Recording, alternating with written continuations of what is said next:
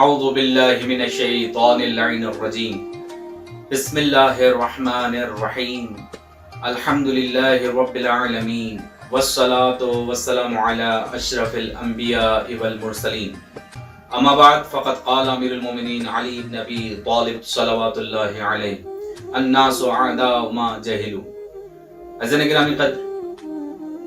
ماہ مبارک رمضان اللہ کے قریب ہونے کا مہینہ، گو کہ ہم اس مہینے میں اتنی مشق کرتے ہیں، اتنی مناجات اور دعائیں کرتے ہیں، گو کہ ہمیں اس مہینے میں بہت زیادہ وقت ملتا ہے۔ یہ ہماری تربیت کا مہینہ ہے، اور پھر اس ایک مہینے کی تربیت کو ہم پورا سال چلا لیتے ہیں۔ انسان میں کہیں کوتاہی ہو جاتی ہے، لیکن پروردگار عالم نے یہ خاص مہینہ رحمتوں اور مغفرتوں اور برکتوں کا قرار دیا۔ عزیزان گرامی قدر،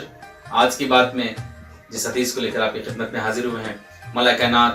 نہج البلاغہ میں فرماتے ہیں الناس اعداء ما جہلوا، کہ لوگ جس بات کو نہیں جانتے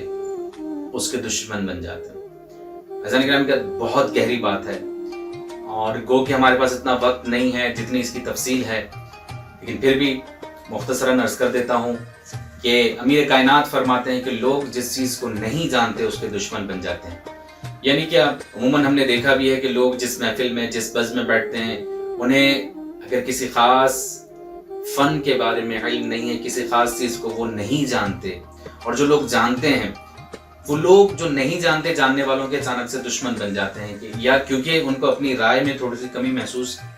ہو رہی ہوتی ہے کہ ہم تھوڑے سے کم تر ہیں۔ اور پھر اس کی تفصیلات تو بہت زیادہ ہیں، لیکن افلاطون سے کسی نے پوچھا ہے کہ آخر کیا وجہ ہے کہ جو جانتا ہے وہ نہ جاننے والے سے اتنا حسد محسوس نہیں کرتا، اتنی تکلیف محسوس نہیں کرتا، لیکن جو نہیں جانتا وہ جاننے والے سے دشمنی کی حد تک تکلیف رکھتا ہے۔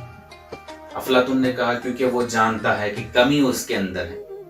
وہ جانتا ہے کہ اس کے پاس کچھ نہیں ہے کہنے کے لیے، اس لیے جاننے والے کا دشمن بن جاتا ہے۔ اور جو جانتا ہے وہ جانتا ہے کہ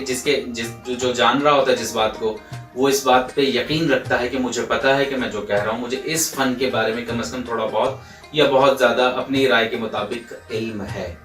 اسی لیے اسے کوئی فرق نہیں پڑتا کہ نہ جاننے میرے سامنے والا جو ہے وہ جانتا ہے یا نہیں جانتا، وہ صرف یہ جانتا ہے کہ میں جانتا ہوں۔ یقیناً میری بات واضح ہو رہی ہوگی، اور آخر میں پروردگار عالم سے دعا کرتا ہوں کہ مالک ہمیں امام علی علیہ السلام کے تمام تر فرامین پر عمل کرنے کی توفیق عطا فرما۔ السلام علیکم ورحمۃ اللہ وبرکاتہ۔